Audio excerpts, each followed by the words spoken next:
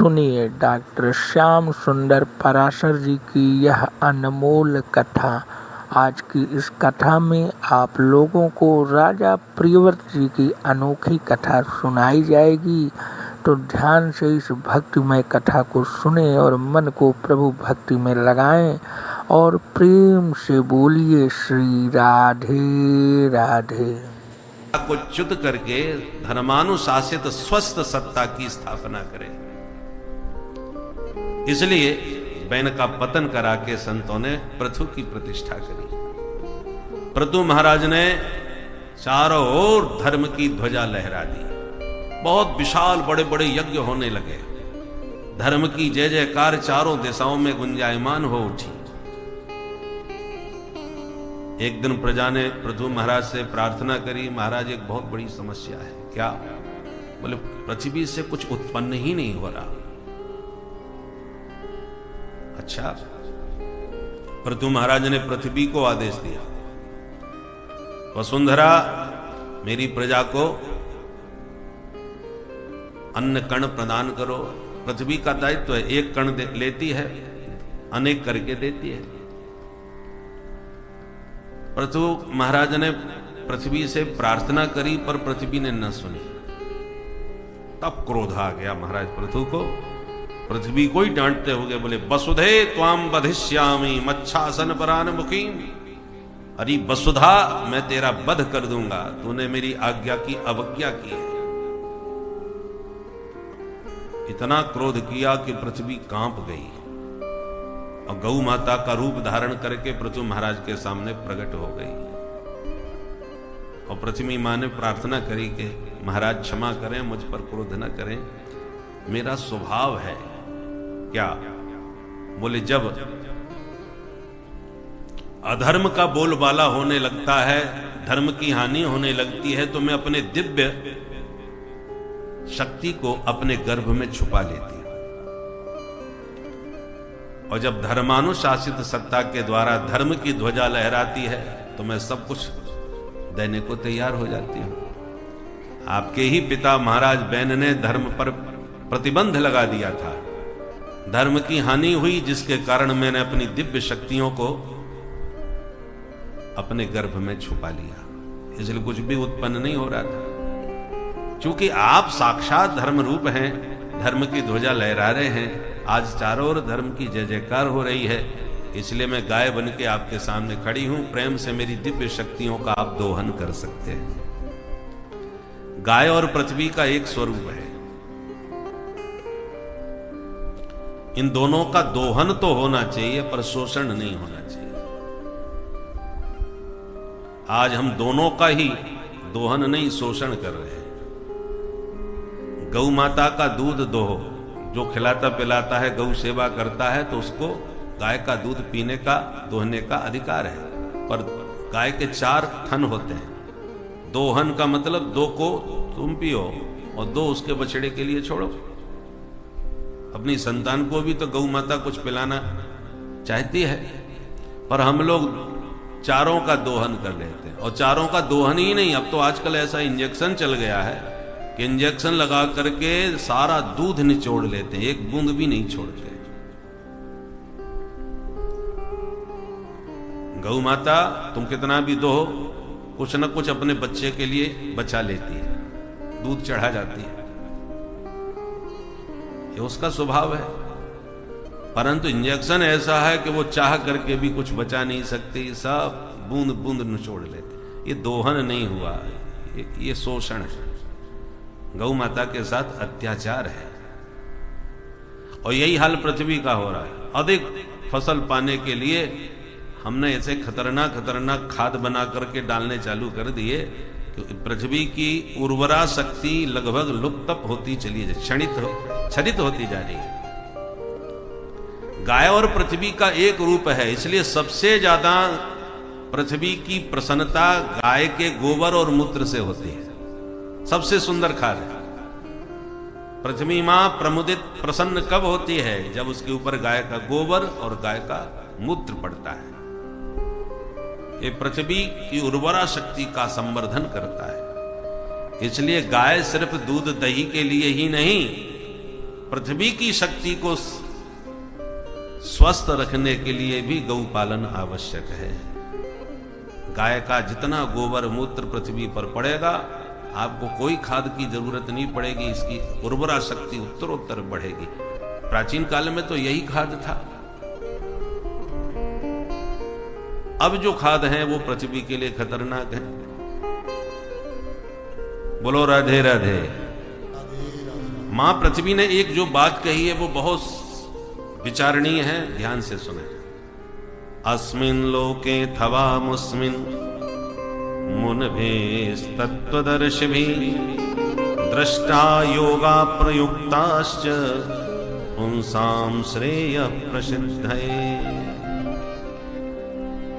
गौ माता ने पृथु महाराज से कहा कि भगवान, अस्मिन् लोके थवा मुस्मिन्, इस लोक में या उस लोक में, लोक या परलोक, दोनों में जो प्राणी सुखी रहना चाहे, आनंद से रहना चाहे, प्रसन्नता पूर्वक रहना चाहे, तो मुनिभिस्तत्त्वदर्शिभिः, तत्वज्ञ दिव्य दृष्टा जो मुनि हैं, जो भूत भविष्य वर्तमान को अपनी दिव्य दृष्टि से देखने वाले हैं, उन ऋषि मुनियों ने शास्त्रों में जो जीवन जीने का ढंग बतलाया है, जीवन शैली बतलाई है, उसी जीवन शैली से यदि आप जियोगे और चलोगे तो ही लोक और परलोक का सुख भोग सकोगे। आप कहोगे हम परलोक को मानते ही नहीं, भस्मीभूतस्य देहस्य पुनरागमनम कुतः, जब मर के शरीर यहीं भस्म हो जाएगा तो कौन कहां जाएगा, किसने देखा है? नास्तिक दर्शन ऐसा कहते हैं। चारुवाक्य जो नास्तिक दर्शन है वो यही कहते हैं, यावत जीवेत सुखम जीवेत ऋणम कृत्वा घृतम पिबेत। जब तक जीना है सुख से, आनंद से, मौज मस्ती से जियो, भले ही उधार लेकर के घी पीना पड़े तो पियो। यावत जीवेत सुखम जीवेत ऋणम कृत्वा घृतम पिबेत, क्योंकि भस्मीभूतस्य देहस्य, जब देह भस्मीभूत हो जाएगा तो पुनरागमनम कुतः, फिर लौट के कौन कहां आ रहा है, कौन जा रहा है, किसने देखा है? इसलिए खाओ पियो मौज करो। ये नास्तिक दर्शन है। तो जो परलोक को नहीं मानते उन्हें तो परलोक की चिंता है ही नहीं।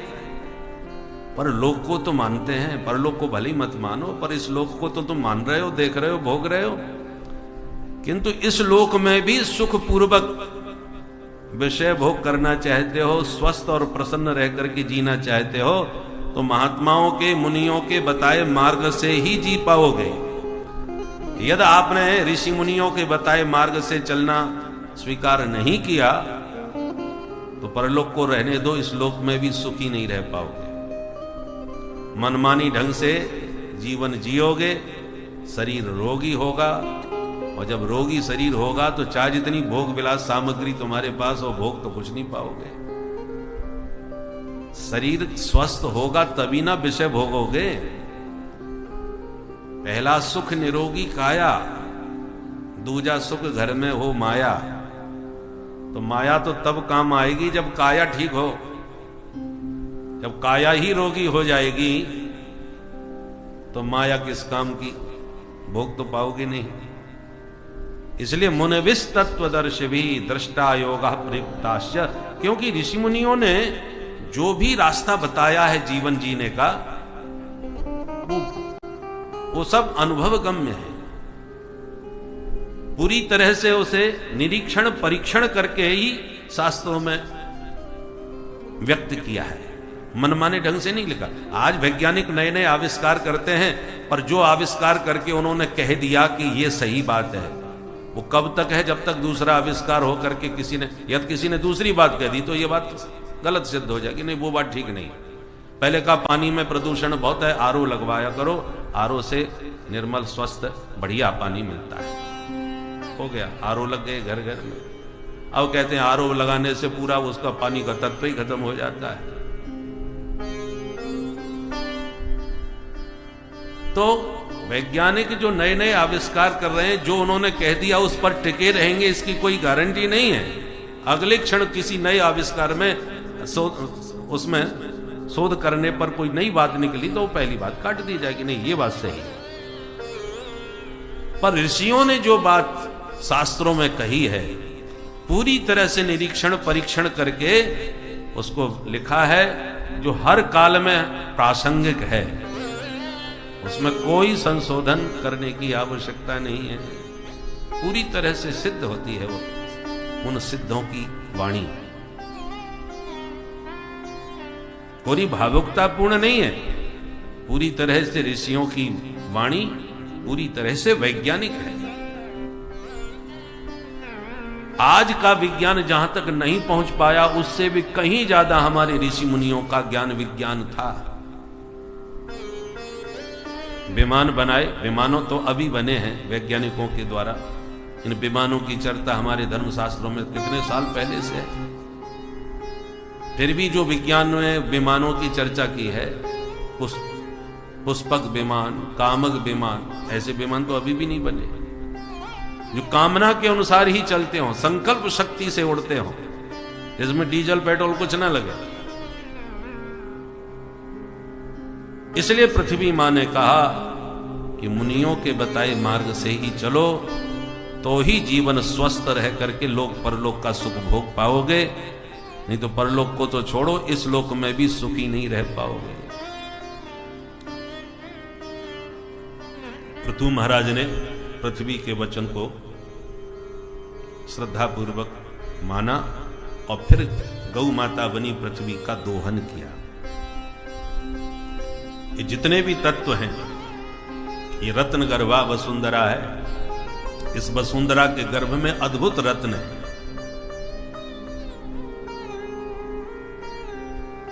पृथ्वी मां से वो दिव्य रत्नों का दोहन पृथु महाराज ने किया। प्रजा सुख समृद्धि से संपन्न हो गई। पृथु महाराज के जब यज्ञ बहुत होने लगे तो इंद्र घबराने लगे कि 100 यज्ञ करके कहीं शतक क्रतु न हो जाए। इंद्र का नाम है शतक क्रतु। शत माने 100, क्रतु माने यज्ञ। जो भी 100 यज्ञ कर लेगा, इंद्र को उसके लिए सिंहासन देना पड़ेगा। तो कुर्सी का तो डर होता ही है, कहीं ये पृथु महाराज ये बहुत यज्ञ करके बहुमत में आ गए तो मेरी कुर्सी गई। तो पृथु महाराज ने जब 100वां यज्ञ करना प्रारंभ किया तो इंद्र आए और उनके यज्ञ का घोड़ा चुरा के भाग गए। पर पृथु महाराज का पुत्र इतना प्रतापी था कि उसने इंद्र को चुनौती दी, भयंकर युद्ध किया और इंद्र को पराजित करके घोड़े को छीन लिया। इसलिए बालक का नाम पड़ा विजिताश्व, अश्व पर विजय पाई। इंद्र फिर भी चैन से नहीं बैठे। एक साधु का वेश बनाए, भस्म जटा आदि धारण करके और घोड़ा चुरा के फिर भाग गए। अब विजिताश्व विचार करने लगा कि ये तो कोई महात्मा है जो घोड़ा लेके भाग रहा है, महात्मा पर मैं अस्त्र कैसे उठाऊं। सुखदेव जी कहते हैं यहीं से पाखंड की परंपरा प्रारंभ हुई। बोलो राधे राधे। तो पाखंडियों में प्रथम पाखंड इंद्र ने किया, जबकि देवताओं के राजा है। देवराज होकर के भी पाखंड का मार्ग इन्होंने प्रशस्त किया।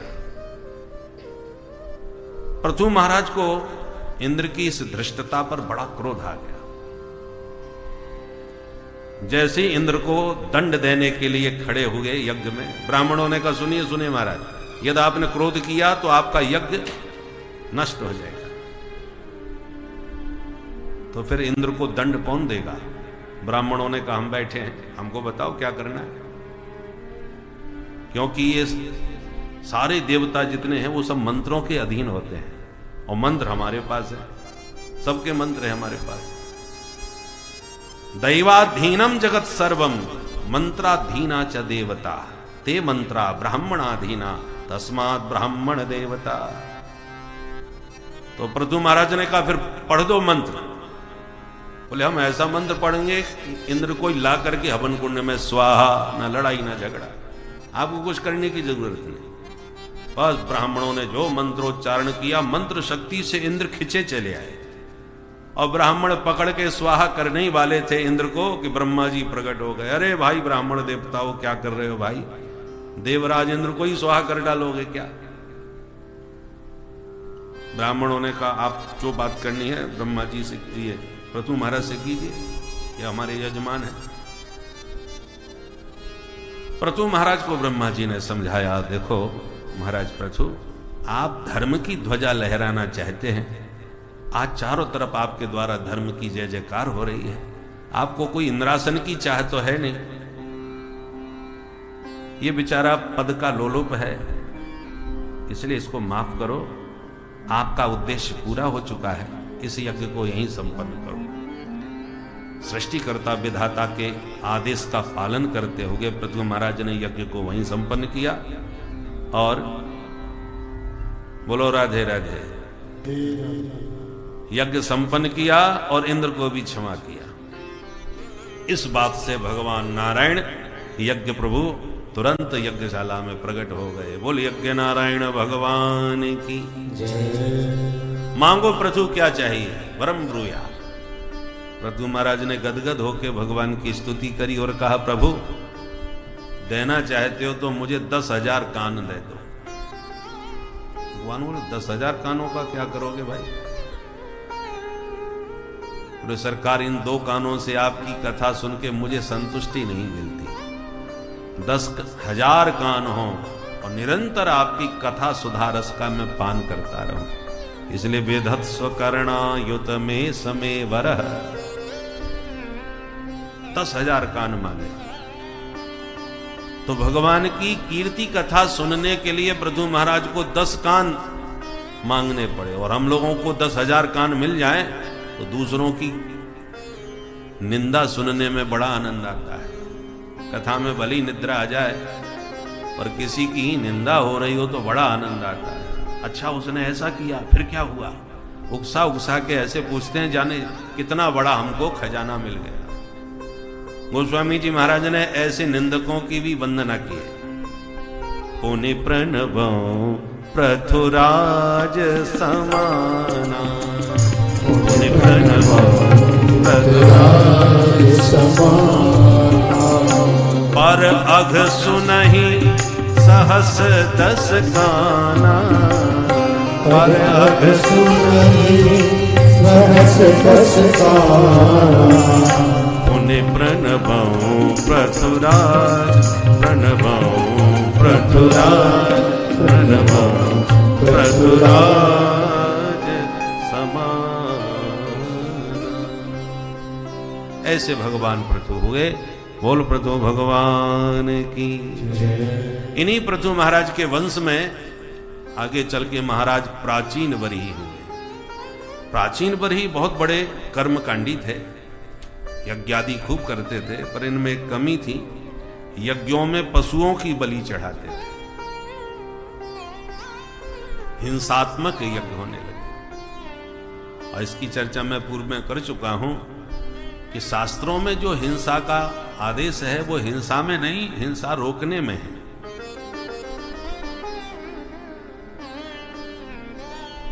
तो जब महाराज प्राचीन बरही हिंसात्मक यज्ञ करने लगे तो नारद जी ने एक दिन डांटा, और पुरंजनोपाख्यान के माध्यम से नारद जी ने आत्म तत्व का बोध प्राचीन बरही को कराया। ये पुरंजनोपाख्यान बड़ा सुंदर है, 2 मिनट में बड़ी शांति से श्रवण करें। 2 मित्र थे, एक कहानी सुनाते हैं, उसी कहानी का जो रहस्य है वो बाद में बताते हैं। 2 मित्र थे, एक का नाम अभिज्ञात, दूसरे का नाम पुरंजन, पक्के मित्र। एक दिन पुरंजन बोला, भैया अभिज्ञात चलो कहीं घूमने चलते हैं, मेला घूमने। अभिज्ञात ने कहा, देखो हमको ये घूमना फिरना बिल्कुल पसंद नहीं, तुम्हें यदि घूमने का मन है तो घूम आओ, मैं नहीं जाऊंगा। पुरंजन ने कहा तो ठीक है तुम घर रहो, हम अकेले घुमाते हैं। अभिज्ञात बोला, घूम के जल्दी लौट आना। बोले हाँ भैया जल्दी आऊंगा। चल दिया।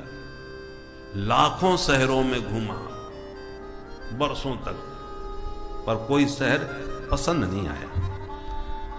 एक शहर भाग गया जिसके 9 दरवाजे थे। शहर में घुसा मुख्य मार्ग से, तो मुख्य द्वार जो था वो बड़ा बंधनवारों से सुसज्जित, बड़ा ही प्यारा आकर्षक था। भीतर घुसा तो सामने से एक परम सुंदरी कन्या आ रही थी। 5 सैनिक इधर, 5 सैनिक इधर, एक सेनापति साथ, 5 फन का नाग उसके आगे आगे। देख करके पुरंजन समझ गया इस शहर की कोई रानी महारानी है। पास में जाके बोला, देवी जी नमस्कार, आपका परिचय? कन्या ने कहा, देखो इस शहर की मालकिन हूं, मेरी इच्छा के बिना यहां पत्ता भी नहीं हिलता कहीं। ये मेरे सब सेवक हैं, सैनिक हैं, मेरी सेवा में रहते हैं।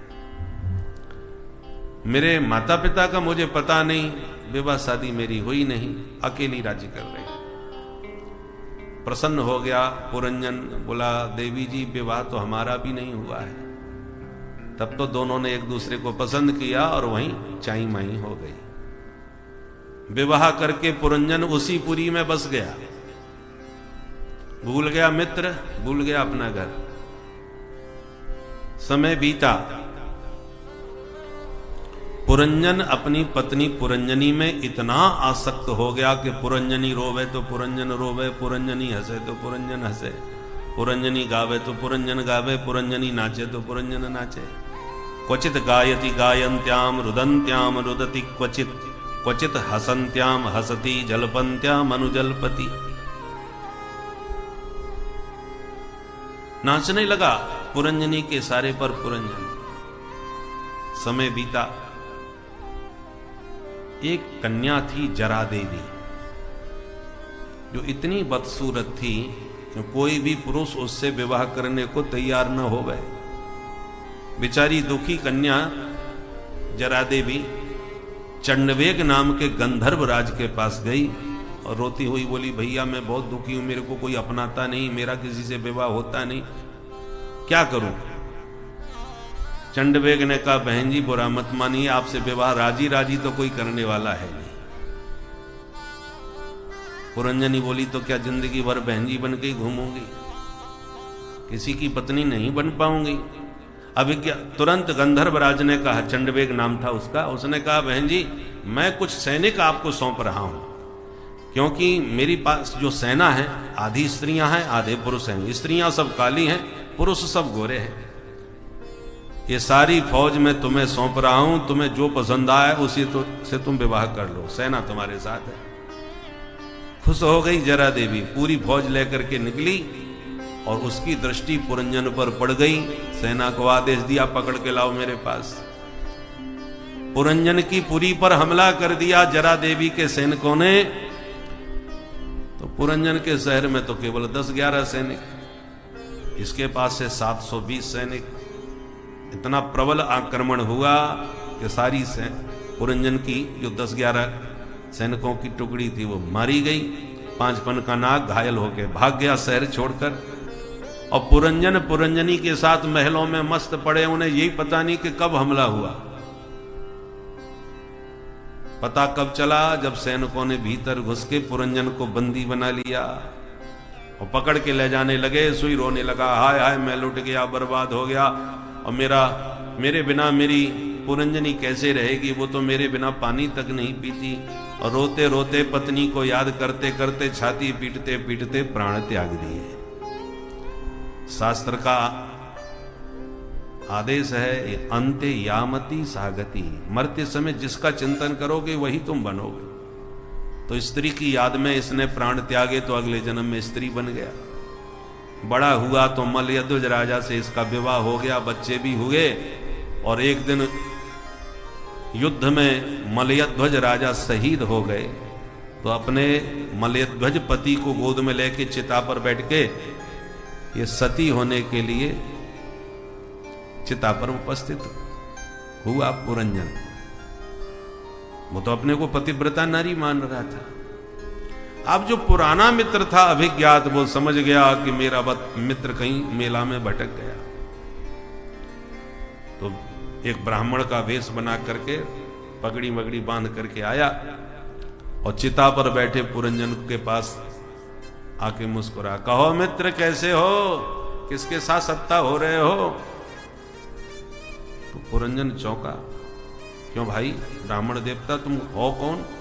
मैं एक पतिव्रता नारी पति के साथ सती होने के लिए चिता पर बैठी हूं और तुमने मुझसे मित्र कैसे कह दिया? मैं तुम्हारी मित्र कैसे हो सकती हूं? तब अभिज्ञात हंसने लगा, अरे भैया तू मेरे को भी भूल गया। याद रख, हम दोनों मानसरोवर के हंस बन के कितने मस्त आनंद से रह रहे थे। तूने घूमने की इच्छा से संसार में आया और ऐसा संसार में घुमा कि मुझको ही भूल गया और भवाटमी में भटक गया। बचपन के प्रसंग जब याद दिलाए तो पुरंजन ने बुद्धि पर जोर लगाया और धीरे धीरे सब कुछ याद आने लगा। जब सब कुछ याद आ गया तो तुरंत दोनों मित्र एक दूसरे के गले लगे और दुनिया का प्रपंच छोड़ के पुनः अपने स्थान पर घर पे जाके आनंद से रहने लगे। बोल बंसी वारे की। नारद जी ने ये कथा पुरंजन को सुनाई और कहा, राजन कथा समझ में आई? पुरंजन बोला, महाराज, ओ प्राचीन बरी ने कहा, महाराज पुरंजन की कथा तो बड़ी जोरदार लगी और पल्ले कुछ नहीं पड़ी। ये कथा किसकी है और मुझे क्यों सुना रहे हो? इसका मतलब मेरी कुछ समझ में नहीं आया। नारद जी बोले, तो हम समझाते हैं। देखो, दो मित्र हैं, कौन? जीवात्मा और परमात्मा। जीवात्मा का नाम है पुरंजन, परमात्मा का नाम है अभिज्ञात। अभिज्ञात उसको कहते हैं जो सर्वज्ञ हो, सब कुछ जानता हो, वो अभिज्ञात। और पुरंजन माने पुरीम जनयति इति पुरंजन, कर्मानुसार विविध पुरियों में जाके जो जन्म ले उसका नाम पुरंजन। ये पुरी क्या है? 84 लाख योनियां। ये सब नगरियां हैं, जैसे द्वारकापुरी, जगन्नाथपुरी, मधुपुरी, ऐसे ही ये सब शहर हैं जिनकी संख्या है 84 लाख। हम इन सब पुरियों में घूम रहे हैं क्योंकि पुरंजन भगवान से बोला, प्रभु मेरा मन दुनियादारी घूमने का हो रहा है। भगवान बोले, तो हम तो यहीं ठीक हैं, तुम जाओ घूमे आओ और हमको भूलना मत। पर ये जीवात्मा परमात्मा को भुलाकर संसार के शहर में भटक जाता है और भगवान को भूल जाता है। सबसे सुंदर एक शहर पसंद आया जो 9 दरवाजे का नगर था, जिसका मुख्य द्वार बहुत ही सुसज्जित था। ये जो मानव शरीर है ये 9 दरवाजे की नगरी है। इसमें 9 दरवाजे हैं। कौन कौन? 2 आंख, 2 कान, 2 नासिका छिद्र, 1 मुख और 1 मलमूत्र इंद्रिय है। ऐसे 9 द्वार पुरी देहि। 9 दरवाजे की ये पुरी है जिसमें पुरंजन ने प्रवेश किया। मुख्य द्वार बहुत सुसज्जित अलंकार है, बंधनवारों से। पुराने जमाने में लोग दरवाजे सजाते थे ना, आम्र पल्लव लटका के, आम के पत्ते लटका के सजाते थे। ऐसे ही ये शहर का ये मुख्य द्वार है। मुख द्वार माने मुख्य द्वार। मुख देखो, ऊपर भी दांतों की लड़ी लटकी है, नीचे भी लटकी है। जब चाहो तो गेट खोले, जब चाहो तब बंद हो गए। ये सुंदर शहर है, पसंद बहुत आया। पर इस शहर में प्रवेश पाते ही इसकी मालकिन परम सुंदरी कन्या से विवाह कर लिया। कौन? ये जो मति है, बुद्धि, इसी का चलावा इस शहर में चलता है। और उस मति को हमने अपनी बना ली, श्रीमती पत्नी। उसी से विवाह कर लिया, शहर में बस गए। अब इस शहर में उसके 10 सैनिक, 5-5, अर्थात पंच ज्ञानेन्द्रियां और 5 कर्मेंद्रियां। ये 10 सैनिक हैं इस शहर के। ज्ञानेन्द्रियां वो हैं जिनसे हम ज्ञान प्राप्त करते हैं। आंख, जिससे रूप का ज्ञान होता है, काला पीला गोरा नीला। कान, जिससे शब्द का ज्ञान होता है, संगीत का ज्ञान होता है। नासिका, जिससे गंध का ज्ञान होता है, दुर्गंध सुगंध का। जिह्वा, जिससे स्वाद का ज्ञान होता है, खट्टा मीठा चटपटा। स्पर्श, त्वक इंद्रिय, त्वचा, इससे स्पर्श का ज्ञान होता है, कठोर कोमल। ये 5 ज्ञानेंद्रियां हैं और 5 ही कर्मेंद्रियां हैं, हाथ, पैर, मुख, पायु, पस्त, मलमूत्र इंद्रिय। ऐसे ये 5 कर्मेंद्रियां जिनसे हम कर्म करते हैं। ये 10 सैनिक हैं इस शहर के और सेनापति हैं इनके एक, जिनका नाम है मनीराम जी महाराज। ये जो हमारा मन है इन सैनिकों का सेनापति है। सेनापति के मार्गदर्शन में ही सैनिक व्यवस्थित काम करते हैं। उसी प्रकार कान कथा तो सुन रहे हैं आपके, पर मनीराम जी कहीं दुकान का हिसाब कर रहे हो बैठे बैठे, तो आपके कान सुनते रहेंगे पर समझ में कुछ नहीं, पल्ले कुछ नहीं पड़ेगा कि क्या कहा। समझ में सुनना समझने में कब आएगा, जब मन साथ में होगा। कान के साथ मन होना चाहिए, तो कान क्या सुन रहा है वो समझ पाओगे। कई बार ऐसा होता है कि हम कुछ सोचते सोचते घर की तरफ जा रहे थे, घर पीछे छूट गया, हम आगे निकले चले गए, जबकि आंख भी खुली है, हाथ पैर भी हिल रहे हैं, डुल रहे हैं, पूरा शरीर जागृत है, पर मनीराम जी बाहर हैं, तो ये सारे सैनिक बेकार हैं। ये तो रही शहर की व्यवस्था। अब पुरंजनी रोब है तो पुरंजन रोब है, इसका क्या मतलब? ये जो मति है, बुद्धि, ये जो कहती है हम वही करते हैं, इसी के इशारे पर चलते हैं। बुद्धि ने कहा भाई कथा सुननी चाहिए, तो हम घर से उठे चले आए कथा में, उसी के निर्णय पर आए। बुद्धि ने कहा इतना पानी बरस रहा है, तमाम कीचड़ है, कहाँ घूमते फिरेंगे, चलो यहीं पर बैठ के मोबाइल में सुन लेंगे, तो घर में ही बैठे रहे। या तो बुद्धि ने कहा बहुत बढ़िया भजन है, चलो नाच लेते हैं, तो नाचने लगे। बुद्धि ने कहा यहाँ कोई नहीं नाच रहा तो अपन अच्छे नहीं लग रहेंगे, चलो बैठे रहो, तो बैठे रहे। वो नाचे तो हम नाचे, वो कहे जो कहती है वो हम वही कर रहे हैं। ये पुरंजनी हमारी श्रीमती बुद्धि है। ये तो रही शहर की बात। अब ये जरा कन्या कौन है जिससे कोई विवाह करना पसंद नहीं करता, कोई नहीं अपनाता। उसका नाम जरा माने बुढ़ापा। वृद्धावस्था को कोई भी राजी राजी अपनाना नहीं चाहता। जरा देवी दुखी होकर के चंड वेग से समझौता करके उसकी सेना लेके आ गई। संवत्सरो चंड वेग, ये जो काल चक्र है समय, ये बड़ा बलवान है, समय बड़ा बलवान। इसने जरा देवी से समझाते हुए अपनी शक्ति, अपना सैन्य बल उसको दे दिया। काली गंधर्वी, गोरे गंधर्व माने दिन और रात।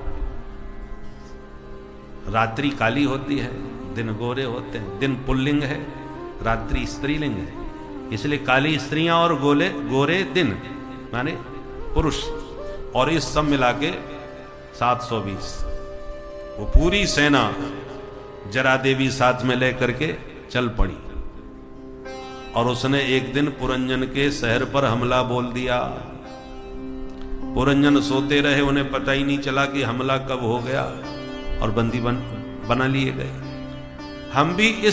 हम सब पुरंजन इस पुरी में सो रहे हैं, और वृद्धावस्था ने हमारे ऊपर कब हमला कर दिया पता कहां चलता है। आपको जीवन की बहुत सी तारीखें याद होंगी। अमुक तारीख में पैदा हुए, आज हम इतने साल के हो गए। अमुक तिथि में विवाह हुआ, आज हमारे विवाह के इतने वर्ष हो गए। अमुक तिथि में नौकरी लगी, हमारी सर्विस को इतने साल हो गए। कितनी तारीखें याद हैं, पर किसी बुढ़े से यदि ये पूछा जाए बाबा तुम किस तारीख में बुढ़े हुए, अब बुढ़े तो सभी होते हैं, पर बुढ़ापे की तारीख किसी को पता है क्या? किसी को पता नहीं रहती। ये जरा देवी दबे पांव अपनी सेना के साथ कब हम पर हमला कर देती है, हमको पता ही नहीं चलता। और हमारे शहर के सैनिक शहीद होते चले गए। बुढ़ापे ने हमला किया, आंखों से दिखना बंद, एक सैनिक शहीद। अब तो कान से सुनाई नहीं पड़ता, तो दूसरा भी शहीद। अब पैरों से चला फिरा नहीं जाता। इस प्रकार से एक एक करके इस शहर के जितने भी सैनिक थे सब शहीद हो गए जरा देवी के हमले पर। और एक दिन वही जरा देवी जीव पुरंजन को पकड़ के पुरी से बाहर निकाल के ले जाती है और काल के हवाले कर देती है। और इसी प्रकार पुनरपि जननम पुनरपि मरणम पुनरपि जननी जठरे शयनम, एक शरीर से दूसरे शरीर में प्रवेश करते हुए हम सब पुरंजन इन पुरियों में भटकते फिर रहे हैं। और भगवान को भूल के अपने परम प्रिय सखा को बुला करके हम यूं ही भटकते रहते हैं भवाटिबी में। जब भगवान कबहु के कर करुणा नर दे, भगवान को जब करुणा आती है कि जीव बहुत भटक चुका है, अब इसको पकड़ के लाते हैं, तब भगवान अभिज्ञात सखा वेश बदल करके हमको लेने आ गया। किस वेश में आया? बोले गुरु साक्षात परब्रह्म तस्मै श्री गुरवे नमः। सदगुरु के रूप में वह परमात्मा ही साक्षात वेश बदल के, वो नारायण जो निराकार था वो नराकार होकर के नर के आकार में सदगुरु के रूप में आपके सन्मुख आपको लेने आ गया। इसलिए गुरु गोविंद में किंचित भी कोई अंतर नहीं मानना चाहिए, क्योंकि गुरु ही गोविंद ही गुरु का रूप धारण करके आते हैं। और याद दिलाते हैं, माया के ओ पुजारी आगे की कुछ खबर है, इस घर से और बढ़कर एक दूसरा भी घर है। अपने घर की याद दिलाता है। और सदगुरु भगवान की कृपा से यह जीव भवाटवी की भटकन से मुक्त होकर के पुनः अपने स्वरूप में स्थित हो जाता है। श्री सदगुरुदेव भगवान की यह है पुरंजनोपाख्यान जो नारद जी ने प्राचीन वही को सुना करके तत्वबोध करा दिया, स्वरूप का ज्ञान करा दिया। नारद जी कौन है? नरस्य अज्ञानम नारम, नारम अज्ञानम यति खंडयति नारदः। जो जीव के अज्ञान को अपनी कृपा से तुरंत समाप्त कर दे उसका नाम है नारद। नारद जी ने जिस पर कृपा करी उसी को आत्मबोध करा दिया। परंतु हम लोगों के बीच में नारद जी की छवि बहुत बिगड़ी हुई है। कोई चुगलखोर हो, इधर की उधर भिड़ाने वाला, तो कहते ये पक्का नारद है। ऐसी मानसिकता नारद जी के प्रति हम लोगों ने अवधारणा बना रखी है, जबकि नारद जी भगवान के चैतन्य मन है। भगवान की समस्त लीलाओं में नारद जी की कहीं ना कहीं भूमिका दिखाई पड़ती है, इसलिए परम संत है। ध्रुव और प्रहलाद जैसे जिनके चेला हों, कोई साधारण महात्मा होंगे? बोल भक्त वत्सल भगवान की। इस प्रकार से नारद जी ने प्राचीन बरी को आत्मबोध करा के उनका कल्याण कर दिया। प्राचीन बरी के 10 बेटा थे जो प्रचेता गणों के नाम से जाने गए। उन 10 पुत्रों ने भी नारद जी से एक प्रश्न किया, बाबा भगवान को सबसे जल्दी प्रसन्न करने का उपाय क्या है? नारद जी बोले 3 बातें जीवन में उतार लो, प्रभु तुरंत प्रसन्न हो जाएंगे। कौन कौन? दयया सर्वभूतेषु संतुष्ट्या येन केन वा सर्वेन्द्रियोपशान्त्या च तुष्यत्या सुजनार्दनः। जनार्दनः आशु तुष्यति, प्रभु तुरंत प्रसन्न हो जाएंगे। पहला काम सर्वभूतेषु दयया, जीव मात्र के प्रति आपके हृदय में दया होनी चाहिए। मनुष्य मात्र की बात नहीं करी, सर्वभूतेषु, जीव जंतु कीट पतंग उद्भिद जरायुज अंडज स्वेदज कोई भी जीव हो, समस्त चराचर जीवों के प्रति आपके हृदय में दया हो। पहला सूत्र। दूसरा संतुष्ट्या येन केन वा, प्रभु ने जो दिया है, जितना दिया है, उसमें आप संतुष्ट रहना सीखो। प्राप्त को पर्याप्त समझ के प्रसन्नता के साथ रहो। आज हम लोग इसलिए दुखी नहीं है कि हमारे घर में कुछ नहीं है, इसलिए दुखी है पड़ोसी के पास हमसे बहुत ज्यादा है। हमारे पास 4 साल पुरानी वही खटारा गाड़ी है, उसने देखो कितनी बढ़िया नई गाड़ी खरीदी है, अत्याधुनिक। तो प्राय हम दूसरों के उत्कर्ष और सुख समृद्धि से ज्यादा परेशान होते हैं देख देख कर। पानी बरस रहा है, सारे बर्तन पानी से भर रहे हैं, लोटा भर गया, कटोरा भर गया, बाल्टी भर गई। अब लोटा कहता है बरसात ने हमारे साथ भेदभाव किया है, पक्षपात किया है। क्या किया? तो देखो बाल्टी को कितना ढेर पानी दे दिया, हमको तो 1/4 भी नहीं दिया उसके बराबर। पक्षपात नहीं। तो मेघमंडल कहेंगे भैया हम तो सब पर बराबर बरस रहे थे, जिसका बर्तन जितना बड़ा उतना भर गया। तुझे पानी ज्यादा चाहिए, अपनी पात्रता को बढ़ा। पात्रतानुसार धन प्राप्त होता है। विद्या ददाति विनयम, विनयात याति पात्रताम, पात्रता धनम आपनोति, धना धर्मम ततः सुखम। शास्त्रों का अध्ययन करके, विद्याध्ययन करके विद्वान बनो। विद्वान बन के क्या होगा? बोले जितने विद्वान बन जाओगे उतना ही जीवन में विनम्रता आ जाएगी। अल्पज्ञ जो होते हैं वो अपना ज्ञान बखारते हैं, देखो हमको भी आता है, दिखाने की कोशिश करते हैं। और जो वास्तव में विद्वान होते हैं उनको प्रदर्शन करने की जरूरत नहीं पड़ती। हो पानी जो भरा होता है वो शांत रहता है, वो आधा मटका हो तो छलकता है, देखो मेरे अंदर भी पानी है। इसलिए विद्या ददाति विनयम, जो वास्तव में विद्वान होते हैं उनमें विनम्रता होती है। और विनयात याति पात्रता, आप विद्वान भी हो और विनम्र भी हो, उससे आपके जीवन में दिव्यता पात्रता की आती है, आप उत्तम पात्र बन जाते हैं। और ऐसा जो उत्तम पात्र होता है तो पात्रता धन मापनोति, पात्रता के अनुसार धन उसे प्राप्त होगा, ऐश्वर्य प्राप्त होगा। और धना धर्मम, पात्र को जब धन मिलता है तो उस धन से सत्कर्म करता है। धना धर्मम, पात्र का धन धर्म में लगता है, कुपात्र का धन व्यसन में लगता है। पात्रता से अधिक किसी को मिल जाए या पात्रता नहीं है और धन ज्यादा मिल गया तो निश्चित वह दुर्व्यसनी होगा। धन में बहुत बुराइयां होती हैं। ये ते पंचदशा अनर्था, भागवत में 15 अनर्थ गिनाए हैं पैसे में, धन में।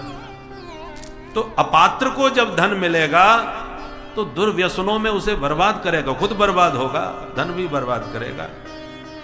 पात्र का जो धन होगा वो सत्कर्म में लगेगा, शुभ कर्मों में लगेगा, धर्म कर्म में लगेगा।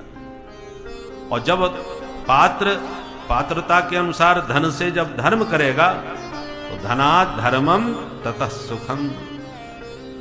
व्यक्ति जितना सत्कर्म करता है वह सत्कर्म ही उसको सुख बन करके प्राप्त होता है। सत्कर्म से ही सुख मिलता है। ये एक क्रम है। तो आप में जितनी पात्रता थी उतनी परमात्मा ने तुम्हें शक्ति, सामर्थ्य, ऐश्वर्य दिया। अब किसी का बड़ा बर्तन है, उसके पास ज्यादा पानी है, तो आप उसको देख के क्यों परेशान हो रहे हो भाई? तुम अपनी समृद्धि को देखो और उसमें प्रसन्न रहो। जो आपके पास है वो आपका है। संतोषस्त्रिषु कर्तव्यः स्वदारे भोजने धने। 3 जगह हमेशा व्यक्ति को संतोष से काम लेना चाहिए। अपनी पत्नी, अपना धन और अपना भोजन। स्वदारे भोजने धने। जैसी आपको अपनी पत्नी मिली है उसमें संतोष करो। जितना आपके पास धन है उसी में आनंद लो। जो वो आपके घर में भोजन बना है उसी को पा करके प्रसन्न रहो। पड़ोसी की यहाँ चाहे बढ़िया बादाम का हलवा बन रहा हो, चाहे जितना बढ़िया छौंका लग रहा हो, अनावश्यक अपना मन उधर मत भटकाओ। 3 जगह संतोष करना चाहिए और 3 जगह भूल के भी संतोष न करे। कहां कहां? त्रिषु चैव न कर्तव्यः स्वाध्याय जपदानयो। स्वाध्याय में कभी संतोष न करे कि मैंने बहुत पढ़ लिया, अब क्या पढ़ना। जीवन भर विद्यार्थी बन के रहना चाहिए। हमेशा स्वाध्याय में कभी प्रमाद न करे, ऐसा वेदों का आदेश है। प्रतिदिन स्वाध्याय करना चाहिए। स्वाध्याय जप भजन प्रतिदिन करना चाहिए। उसमें कभी संतोष न करे मैंने बहुत भजन कर लिया, अब क्या माला जपो।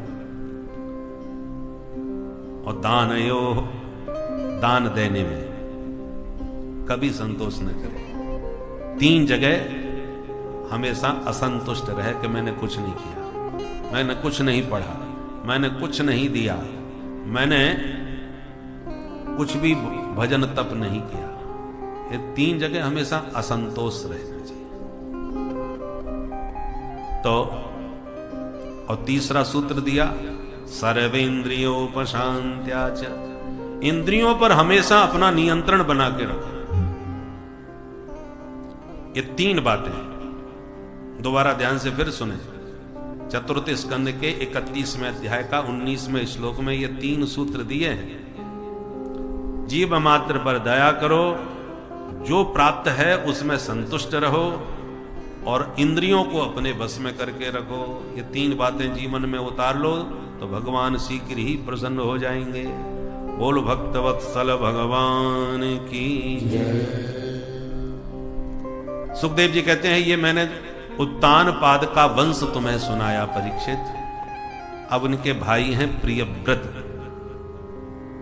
ये प्रियव्रत भी बड़े प्रतापी थे।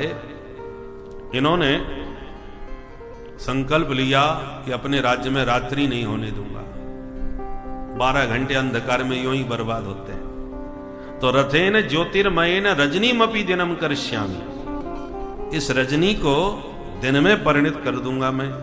तो ज्योतिर्मय रथ का निर्माण किया और पृथ्वी की 7 परिक्रमा लगाई तो 7 दिन तक धरा पर सूर्य का प्रकाश बना रहा, रात्रि कभी नहीं हुई। ब्रह्मा जी घबरा गए, भागे भागे आए, प्रियव्रत को समझाए बेटा गड़बड़ न करो, रात्रि हमने बनाई है लोगों को विश्राम देने के लिए। हारे थके संसारी लोग विश्राम करते हैं रात के अंधकार में, और जब दुनिया सो जाती है तो संत जाग करके अपनी शांत चित्त होकर के साधना करते हैं, और उसी रात के अंधेरे में चोर दूसरों के घर के ताले चटकाते हैं। तो रात्रि बुरी नहीं है, अच्छा बुरा तो आप अपने कर्मों से बनाते हैं। रात को दोष क्यों देते हो भाई? प्रकृति की बनाई हर वस्तु उपयोगी है, बस ठीक से उपयोग करना आना चाहिए। सब्जी में नमक नहीं डाला तो भी सब मुंह बिगाड़ के उठे, अरे बड़ा 2 कौड़ी का भोजन, स्वाद ही नहीं था। दूसरे दिन विशेष ध्यान देकर के 2 बार डाल दिया तो फिर मुंह बिगड़ गया सबका, बिल्कुल कड़वी करके रख दी सब्जी।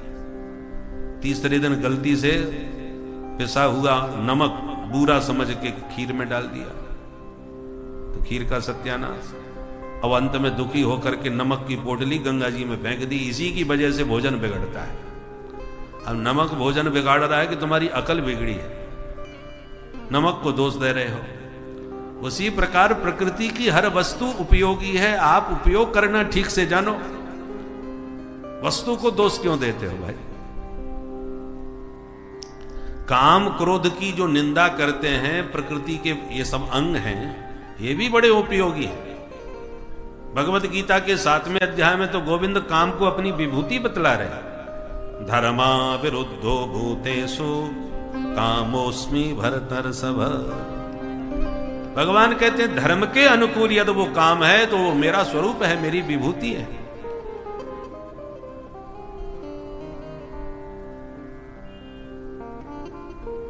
बिजली की कितनी उपयोगिता है, प्रकाश है, माइक उसी वजह से बज रहा है, पंखा चल रहा है, एसी चल रहा है, सब काम बिजली से हो रहा है। अब आपने गलती से उसका तार छू दिया, लगा जोरदार करंट, ऐसा झटका लगा कान पकड़ लिए कि किसी के घर में बिजली होनी ही नहीं चाहिए तो जानलेवा है। तो बात तो सही है, बिजली जानलेवा है यदि उससे असावधानी पूर्वक व्यवहार किया तो, और सावधानी से प्रयोग करो तो यही बिजली बहुत उपयोगी है। बोलो राधे राधे। आप लोगों को तो इस भूकंप का खूब अभ्यास होगा। हम लोग तो एकदम चौंक जाते हैं कि ये भूकंप कैसे आ गया भाई। बोलो राधे राधे। तो हर वस्तु उपयोगी है, बस उसका उपयोग करना हमको आना चाहिए। योजकस तत्र दुर्लभ। तो बात समझ में आ गई। प्रियव्रत को आग्रह त्याग दिया। प्रियव्रत के प्रताप से इस पृथ्वी पर 7 द्वीप और 7 समुद्रों की रचना हो गई। जम्बू द्वीप, लक्षद्वीप, कुशद्वीप, क्रौंच द्वीप, पुष्कर द्वीप, ऐसे ये 7 द्वीप हैं। उसमें सबसे पहला है जम्बू द्वीप। यहां के राजा बने आग्नेन्द्र, जो प्रियव्रत के बड़े बेटा थे। 7 पुत्र एक एक द्वीप के राजा बन गए। अब जम्मू द्वीप के राजा आग्नेन्द्र के 9 बेटा हुए, तो आग्नेन्द्र ने जम्बू द्वीप के 9 खंड कर दिए। इलाव्रत खंड, केतुमाल खंड, हरिवर्ष खंड, किमपुरुष खंड, भद्रास्व खंड, अजनाब खंड। उसमें अजनाब खंड के राजा बने सबसे बड़े बेटा, जिनका नाम था नाभि, जो अजनाब खंड के राजा बने। और नाभि के घर में साक्षात भगवान ऋषभ देव जी का प्राकट्य हुआ। बोल ऋषभ भगवान की जय। ऋषभ देव जी साक्षात भगवान के अवतार हैं। इन्होंने इंद्र की बेटी जयंती से विवाह करके 100 पुत्रों को जन्म दिया। ऋषभ देव जी के 100 पुत्रों में सबसे बड़े बेटे का नाम था भरत, जो इतना प्रतापी हुआ कि इस भरत के नाम से इस अजनाब खंड का नाम भारतवर्ष पड़ गया। आशीत देनेदम भारतम इति विपदि शांति। सुखदेव जी कहते हैं ये अजनाब खंड भरत के नाम से भारतवर्ष कहलाया। भारतवर्ष में 3 भरत हुए, एक ऋषभ नंदन भरत, एक दशरथ नंदन भरत और एक दुष्यंत पुत्र भरत। 3 भरत है। एक ज्ञान योगी, एक कर्म योगी, एक भक्ति योगी। ये जो ऋषभ देव जी के पुत्र भरत हैं,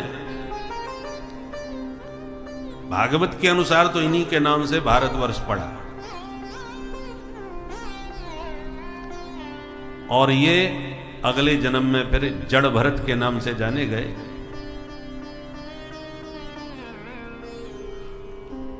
महान ज्ञानी थे। इनके दिव्य उपदेश को सुनकर के रघुवंश का उद्धार हो गया। ऐसे परमावधूत जड़ भरत जी।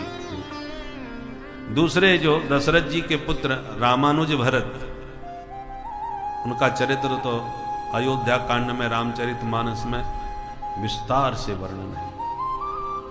और भरत जी के चरित्र को सुना करके गोस्वामी जी ने तो एक अद्भुत दावा किया है कि प्रेम पूर्वक जिसने भरत जी के चरित्र को सुन लिया तो क्या होगा।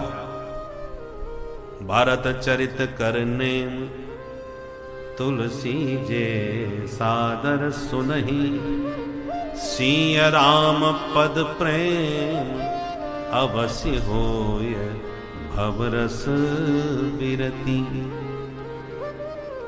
अवश्य होए भवरस विरति। हम लोगों के भीतर भवरस भरा है, संसार का रस, विषय रस। इस संसार के विषय रस से विरक्ति हो जाएगी। और सिय राम पद प्रेम अवश्य होए। सीताराम जी के पाद पद्मों में प्रेम भी निश्चित रूप से हो जाएगा। इसलिए अवश्य होए शब्द बीच में रखा, दीप देहली न्याय से दोनों तरफ लग रहा है। भवरस से विरक्ति भी अवश्य हो जाएगी और श्री राम जी के पाद पद्मों में प्रीति भी अवश्य हो जाएगी। ये भरत जी के चरित्र है, क्योंकि साक्षात प्रेम मूर्ति भरत है। ये भक्ति योगी है। और तीसरे हैं कर्मयोगी भरत, जो दुष्यंत शकुंतला के पुत्र, जो जंगल में जन्म लिए, शेरों के साथ खेले और एक दिन अपने बाहुबल से चक्रवर्ती सम्राट बन गए। वो कर्मयोगी भरत है। श्री सुखदेव जी कहते हैं, परीक्षित, ये जो अजनाब खंड के अतिरिक्त जो 8 खंड हैं जम्बूद्वीप के, ये सब भौम स्वर्ग कहलाते हैं। यह भोग की प्रधानता है। पर अजनाब खंड जिसको भारतवर्ष कहते हैं, इसमें योग की प्रधानता है। बोल भारत माता की जय। इसलिए भगवान के जितने अवतार हुए सिर्फ भारत में हुए हैं, भारत से बाहर कोई अवतार नहीं। आजकल नए भगवान कोई आ गए हों, उनको छोड़ दीजिए। शास्त्र सम्मत जितने भगवान के अवतार हैं वो सिर्फ भारत में है, जो मुख्य रूप से 24 अवतार है। गायत्री मंत्र में 24 अक्षर होते हैं और भगवान के 24 प्रमुख अवतार हैं। एक प्रश्न उठता है, भगवान के सारे अवतार भारत में ही क्यों होते हैं? ये भी एक प्रश्न है। भारत के बाहर क्यों नहीं? तो क्या हम कह सकते हैं भगवान भी भारतीय हैं? भाई केवल भारत में आते हैं तो भारतीय हुए? यदि भारतीय भगवान है तो उन्हें जगन्नाथ क्यों कहते हैं? सब लोग भगवान को जगन्नाथ विश्वनाथ कहते हैं, तो जगत में तो केवल भारत नहीं आता, सारा संसार आता है। और जब सारे संसार के ईश हैं, जगदीश हैं, तो फिर सारे संसार में आना भी चाहिए। प्रश्न को ठीक से समझ लें। यदि जगदीश हैं तो भारत में ही क्यों आते हैं, और भारतीय हैं तो जगदीश क्यों कहलाते हैं? इसका समाधान भी सुनिए। देखिए, भगवान तो जगन्नाथ हैं, जगदीश हैं, इसमें कोई संदेह नहीं। पर भारत भूमि एक विशिष्ट भूमि है। यहां भोग की नहीं, योग की प्रधानता है। धर्म प्राण देश है भारत। ऐसे समझो ये पूरा शरीर हमारा है, चाहे हाथ पैर नाक कान पेट दांत कुछ भी हो, नाम अलग अलग काम अलग अलग, पर शरीर तो हमारा ही है पूरा। हमारे लिए समस्त अंग प्यारे हैं शरीर के, चाहे कोई भी हो। किंतु फिर भी पैर कट जाए हमारा तो भी पैरों के बिना जिंदा तो रह ही सकते हैं। दोनों हाथ कट जाएं तो भी हम जीवित रह के जीवन चला सकते हैं। आंख फूट जाए, कान फूट जाए, जीव कट जाए, कितने अंगों के अभाव में भी प्राणी जीवित रह लेता है। और हार्ट अटैक हो जाए तो फिर तो जैसी आराम। पूरा शरीर कितना भी हृष्ट पुष्ट तंदुरुस्त हो, हृदय गति अवरुद्ध हो गई तो जीवन लीला समाप्त, फिर कुछ नहीं। उसी प्रकार संपूर्ण शरीर परमात्मा का संसार है। सारा संसार परमात्मा का शरीर है और भारतवर्ष भगवान का हृदय है। और भारत के हृदय में धर्म की धड़कन धड़कती रहे तो सारे विश्व में धर्म की ध्वजा लहराती रहेगी।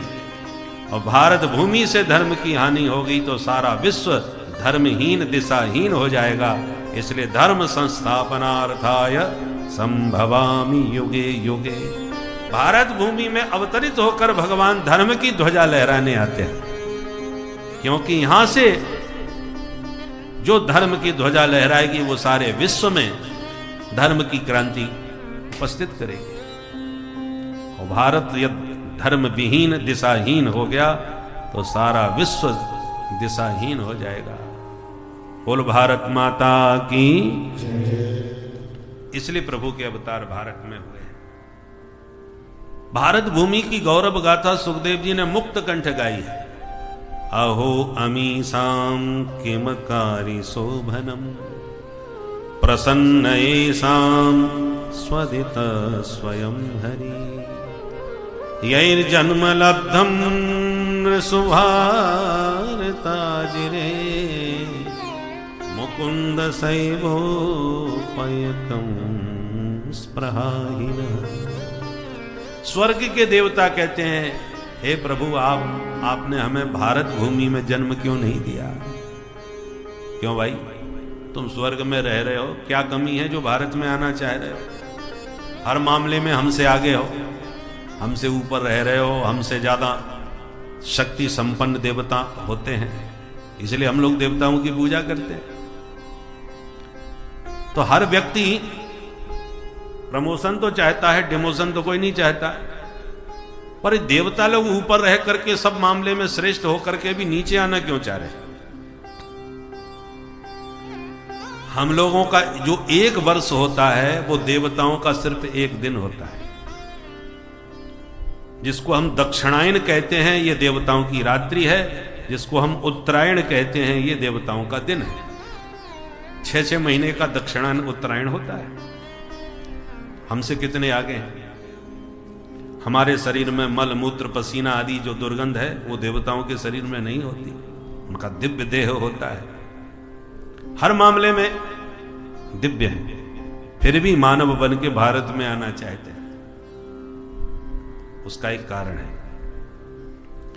एक राजा ने सारी प्रजा को बुला के अपना खजाना खोल दिया, जिसको जो चाहिए ले जाओ, एक चीज उठा। अब आधे बर्तन खजाने में लोहे के हैं, आधे चांदी के हैं। तो जो आया उसने पहले चांदी पर ही हाथ लगाया, और चांदी जब खत्म हो गई तो जो बाकी आए वो लोहा से ही संतोष करने लगे। अब आधी प्रजा लोहा लिए खड़ी है और आधी चांदी। जब बंटवारा हो गया तब राजा ने आदेश दिया, आप चांदी वाले चले जाओ, लोहा वाले एक एक करके मेरे पास आओ। लोहा वाले राजा के पास जाने लगे तो चांदी वाले चले तो गए, पर छुप के देखने लगे उनको क्यों बुलाया। अब राजा के हाथ लग गई थी पारस मणि, इसलिए उन्होंने खजाना लुटाया। पारस के बारे में आपने सुना होगा कि लोहे से रगड़ दो उस मणि को तो वो सोना बन जाता है। तो राजा ने जिनके हाथ में लोहा था सबका लोहा पारस से छुआना चालू किया, तो सबका लोहा स्वर्ण में परिणित हो गया। अब चांदी वालों ने यह दृश्य देखा तो सिर पकड़ के पछताने लगे, राम राम हम तो बड़े घाटे में चले गए भाई। पहले तो बड़े खुश हो रहे थे हमारी तो चांदी हो गई, परंतु जब ये देखा चमत्कार तो बेचारे सब उदास हो गए, खिन्न हो गए। उसी प्रकार मानव शरीर लोहे के समान, देवताओं का शरीर चांदी के समान। लोहे से चांदी श्रेष्ठ, ऐसी मनुष्य से देवता श्रेष्ठ। किंतु देवता यदि चाहें कि हम अपने दिव्य यज्ञादि शुभ कर्मों के बल पर और ऊंचे लोकों में चले जाएं तो नहीं जा सकते। वो भोग योनि है, कर्म योनि नहीं है। आप जो पुण्य करके गए हैं उन पुण्यों का फल भोगो, फिर लौट के यहां।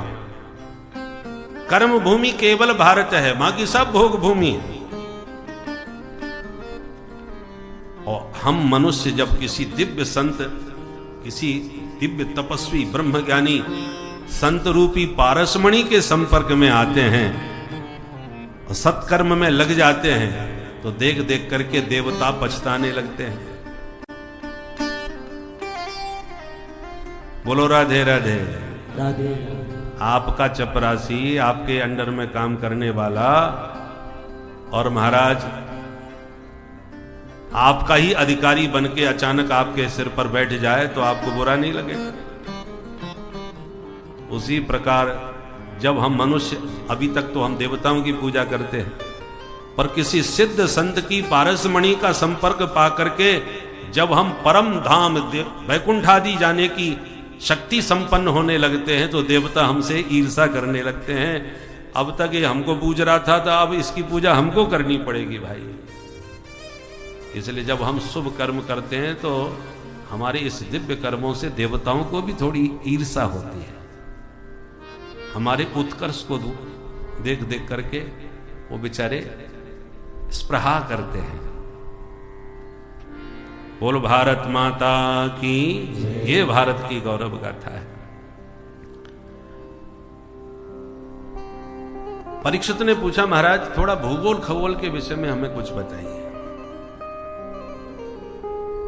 तब सुखदेव जी ने 7 लोक नीचे के 7 लोक ऊपर के वर्णन किए। नीचे के लोग हैं अतल वितल सुतल तलातल महातल रसातल और पाताल। ऊपर हैं भू भुव सह स्वह मह जन तप और सत्य। सत्य लोक माने ब्रह्मलोक। नीचे से ऊपर तक 50 करोड़ योजन विस्तार का एक ब्रह्मांड होता है। ग्रहों की गति का वर्णन किया सुषमा चक्र के माध्यम से। परीक्षित ने कहा, ये पापी लोग जो नरक में जाते हैं वो किधर हैं? सुखदेव जी बोले, पृथ्वी से 99,000 योजन नीचे संयमनी पुरी है, जहां के राजा महाराज धर्मराज को यमराज भी कहते हैं। पापियों को जब दंड देने आते हैं तो यमराज के रूप में होते हैं, और पुण्यात्माओं को जब शुभ फल देते हैं तो धर्मराज के रूप में होते हैं। व्यक्ति एक ही है। न्यायाधीश जब मौत की सजा सुनाता है तो वो यमराज जैसा दिखता है अपराधी को, और जिसको बाइज्जत बरी करता है उसको वो धर्मराज जैसे दिखते हैं।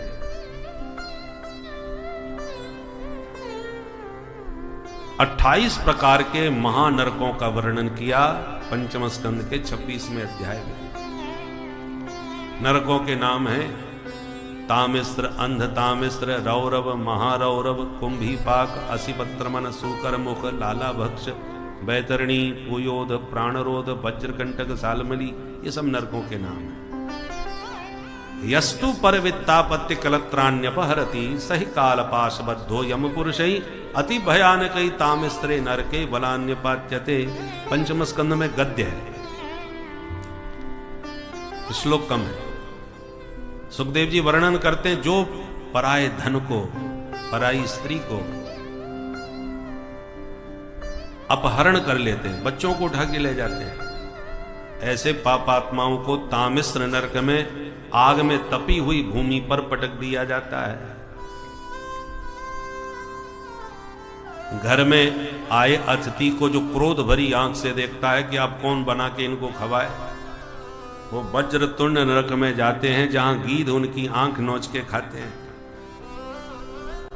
दूसरों से द्रोह करके, जेब काट के, लूट करके, धोखा देके, बेईमानी से धन कमाते हैं और अपने परिवार का पेट भरते हैं, वो रौरव नरक में जाते हैं जहां रुरु नाम के जानवर उनका मांस नोच नोच के खाते हैं। इतने भयानक नरकों का वर्णन किया कि परीक्षित तो सुन के कांप गए, हाथ जोड़ के बोले महाराज संसार में कोई पैदा नहीं हुआ जिससे कोई ना कोई अपराध ना हुआ हो, तो क्या इन भयानक नरकों में जाकर के उसकी शुद्धि होगी? सुखदेव जी कहते हैं परीक्षित, नरकों को धोबी घाट समझो, कपड़ा पहनोगे तो गंदा तो होगा, अब गंदा होगा तो सफाई करनी पड़ेगी। सफाई के दो ही तरीके हैं, साबुन लेके अपने घर में ही साफ कर दो रगड़ के, और फुर्सत नहीं है तो फिर धोबी घाट पर भेज दो। ये शरीर भी वस्त्र है, वासांसी जीर्णानि यथा व्याय। इन शरीर रूपी वस्त्र से यदि पाप का दाग तुमने कोई इसमें लगा दिया तो प्रायश्चित्त का साबुन लगा के इसको साफ कर लो,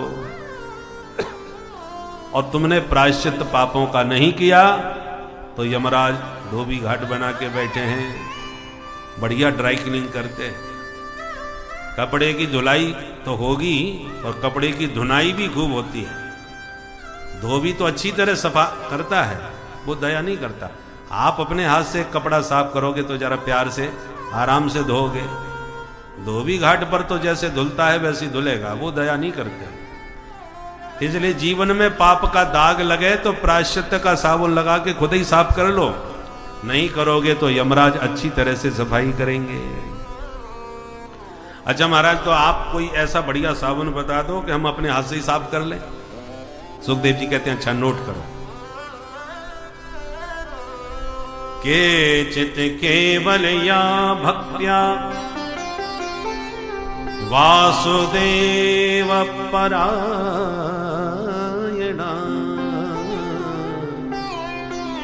अघम धुन्वन्ति कास्नेन निहार में भास्कर। जैसे अंधकार को दूर करने के लिए कोई दिया जलाता है, कोई बल्ब जलाता है, और संपूर्ण अंधकार तभी जाता है जब प्रचंड मार्तंड भगवान भुवन भास्कर का उदय हो जाता है। बिना सूर्य के, बिन रवि रात न जाए, सूर्य भगवान के बिना ये अंधकार नहीं जा सकता। उसी प्रकार प्रायश्चित तो बहुत है, चांद्रायण व्रत करो, कृच्छ्रायण व्रत करो, इन सबसे भी पाप कटते हैं, पर संपूर्ण पाप राशि तभी ध्वस्त होगी जब हरिनाम संकीर्तन का दिव्य सूर्य उदय होता है। भगवान के नाम में अपूर्व शक्ति है।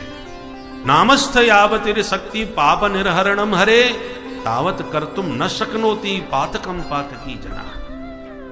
बड़े से बड़े पापी में इतना पाप करने की क्षमता नहीं जो प्रभु का एक नाम समस्त पापों को दग्ध करने की क्षमता रखता है।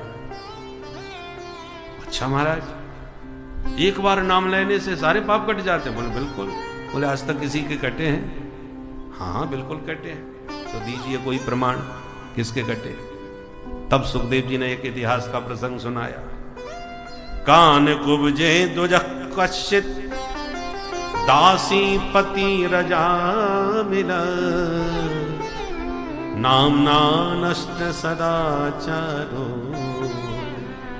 दास्या संसर्ग दूषिता। एक ब्राह्मण था, नाम था अजामिल। नित्य हवन करता था, बड़ा ही कर्मकांडी पवित्र ब्राह्मण था। पर माया की प्रबलता, एक दिन जंगल में लकड़ी बीनने गया समिधा, और उसी समय एक वैश्या को देख लिया। उसकी परम सुंदरता पर ऐसा मुग्ध हो गया कि पत्नी पुत्र परिवार परिजन सबका परित्याग करके उसी के घर चला गया, उसी के साथ रहने लगा। उसी के संग रहते रहते 10 बच्चे पैदा किया। सबसे छोटे बच्चे का नाम एक साधु के आग्रह करने पर नारायण नाम रख लिया।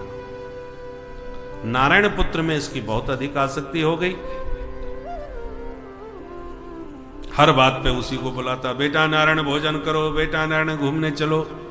इसी बहाने भगवान का नाम होने लगा। अब जब मृत्यु का क्षण आया तो पापी होने के नाते बड़े भयानक यमदूत इसको पकड़ने आए। मरने वाले को ही आने वाले यमदूत दिखाई पड़ते हैं। जहां इसको यमदूत नजर आए तो ये घबराया और जोर से चिल्लाया, बेटा नारायण बचाओ। भगवान के पार्षदों के कान में आवाज गई, अरे भगवान का भक्त कोई संकट में आ गया भाई। तुरंत भगवान के 4 पार्षद प्रकट हो गए, चतुर्भुज रूपधारी, और एक धक्का मार के यमदूतों को दूर फेंक दिया। यम के दूत भी बड़े बली थे, उठ के खड़े हो गए, क्यों भाई तुम 4 चमकीले चमकीले कहां से चले आए, धक्का क्यों मारा? विष्णु दूत बोले, पहले तुम अपना परिचय दो, तुम कौन हो, क्यों सता रहे हो इस बेचारे को? बोले, हम यमराज के दूत हैं, पापियों को पकड़ते हैं, इसका वारंट लेके आए हैं, पकड़ के ही ले जाएंगे, छोड़ने वाले नहीं। तुम कौन हो? बोले, हम नारायण के दूत हैं, जो नारायण को पुकारते हैं उन्हें लेने तो हम आते हैं। तुमने सुना नहीं कितनी जोर से पुकार रहा था, नारायण बचाओ, और फिर भी तुमने इसको पकड़ने का दुस्साहस किया। यमदूत बोले, महाराज आप धोखा खा गए, ये आपके नारायण को नहीं जानता, ये अपने पुत्र नारायण को पुकार रहा है, देखो इसका बच्चा वहां खेल रहा है, उसी का नाम नारायण है। विष्णु दूतों ने कहा, हमें इससे कोई लेना देना नहीं, इसके बच्चे का नारायण नाम 4 साल पहले रखा है, हमारे प्रभु का नारायण नाम हजारों साल पहले से। तो पहले ये फैसला हो जाए कि नारायण नाम किसका माना जाए। भाई इसने तो ये कहा नारायण बचाओ, अब नारायण नाम किसका मूल में माना जाएगा, इसके बच्चे का या हमारे मालिक का? इसलिए हमसे ज्यादा बहस न करो, और एक बात कान खोल के सुन लो, प्रभु के नाम में जो शक्ति है, उस शक्ति का तुम्हें ज्ञान हो या न हो, पर जो नाम लेगा, नाम की शक्ति अपना काम करेगी। उदाहरण से देखो, ये सिद्धांत है, वस्तु शक्ति ज्ञान की अपेक्षा नहीं रखती। बिजली के तार में करंट होता है, किसी को ज्ञान हो या ना हो, पर जो छुएगा करंट लगेगा। ज्ञानी को भी उतना ही करंट, अज्ञानी से अज्ञानवशात किसी ने छू लिया, उसको भी उतना ही करंट लगेगा। करंट को मतलब नहीं है तुमने जाना कि नहीं जाना, मेरी शक्ति से परिचित थे या नहीं थे। जैसे धोखे से तार पकड़ने पर करंट लगता है, जैसे धोखे से आग पकड़ने पर जलना पड़ता है, जैसे धोखे से जहर पीने पर मरना पड़ता है, जैसे धोखे से अमृत पीने से अमृतत्व की शक्ति आ जाती है। सब शक्तियां अपना अपना काम करती हैं, तुम्हें ज्ञान हो या ना हो। तो जब धोखे से आग पकड़ने पर जलना पड़ेगा, धोखे से जहर पीने पर मरना पड़ेगा, ऐसे धोखे से मरते समय प्रभु का नाम निकल गया वाणी से, तो उसका कल्याण होके ही रहेगा। भगवान का नाम तारक है, तुम्हें उसकी शक्ति का पता हो या ना हो, पर जिसने मरते समय नाम प्रभु का लिया, उसका कल्याण होके ही रहा। इसलिए कैसे भी नाम जपो,